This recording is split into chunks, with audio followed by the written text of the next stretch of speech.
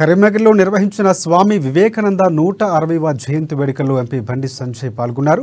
వివేకానంద విగ్రహానికి బండి పూలమాల వేసి నివాళులర్పించారు.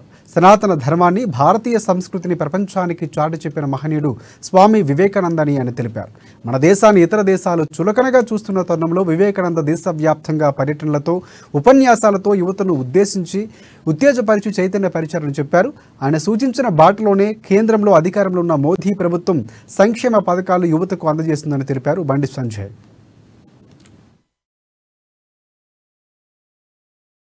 రాబోయే రోజున ముందే ఊహించుకున్నారు స్వామి వివేకానంద వారు. అందుకే 200 సంవత్సరాల క్రితమే వారు ప్రకటించారు, తల్లి భారత మాత ప్రపంచంలో అత్యున్నత సింహాసనం మీద ప్రతిష్ఠించిన అద్భుత సన్నివేశం నా కళ్ళలో కనబడుతుందని చెప్పి ఆ రోజు స్వామి వివేకానంద వారు అయితే ప్రకటించారు.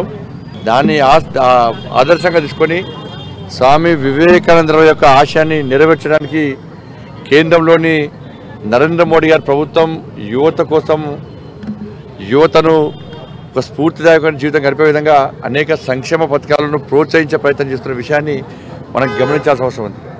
స్టార్టప్ ఇండియా పేరుతోని ఇవాళ యువత ఉద్యోగాల కోసం కాదు, యువతనే ఉద్యోగాలు ఇచ్చే స్థాయికి ఎదగాలని చెప్పి కూడా అనేక విధంగా ప్రోత్సహించే ప్రయత్నం ఇలా నరేంద్ర మోడీ గారి ప్రభుత్వం చేస్తున్నది. ఇవాళ ప్రధానమంత్రి రోజ్గార్ మేళా పేరుతోని సంవత్సర కాలం లోపల ఈ దేశంలోని యువతకు 10 లక్షల మందికి ఉద్యోగాలు ఇవ్వాలని చెప్పి ఒక లక్ష్యాన్ని ఎంచుకొని ఏ యొక్క ఆరోపణ లేకుండా, అక్రమాలు లేకుండా, పైరవీలు లేకుండా కష్టపడి చదువుకున్న యువతకు ఉద్యోగాలు ఇస్తున్న ప్రభుత్వం నరేంద్ర మోడీ ప్రభుత్వం.